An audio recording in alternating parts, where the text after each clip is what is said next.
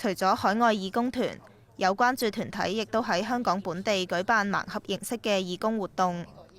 咁我哋義工盲盒咧，咁就係我哋本身就預備咗一啲嘅義工服務嘅，係啦，咁就有唔同種類嘅，可能係一啲特殊學校啦，一啲送水俾即係街上邊清潔工人啦，咁樣青少年咧，佢哋唔會知道個內容嘅，係啦，咁我哋會有一日咁就係佢嚟到活動嘅時候，咁就會抽佢哋去邊一個義工嘅服務。現時本港高中課程入面，其中一個組成部分係其他學習經歷。當中包括社會服務。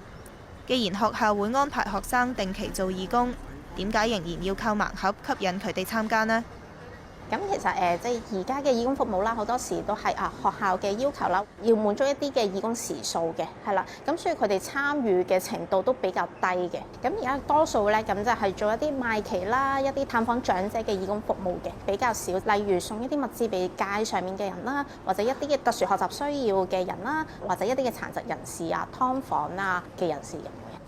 不過，假如盲盒活動揭曉之後，參加者對活動內容冇興趣，要點樣維持佢哋繼續參加活動嘅熱誠呢？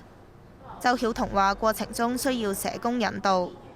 都好記得有一年就係義工本身一啲青少年啦，喺大熱天時咁就送水去俾一啲街上面嘅清潔工人，咁佢哋一開始其實都好抗拒，因為好熱啦咁樣。但係我哋社工去鼓勵佢之後咧，佢都願意參與。而參與完之後咧，咁佢都發現其實呢個活動好有意義嘅，對於清潔工人嚟講都好一個備受尊重啦。所以我哋第二年都繼續去進行呢個義工盲盒嘅活動，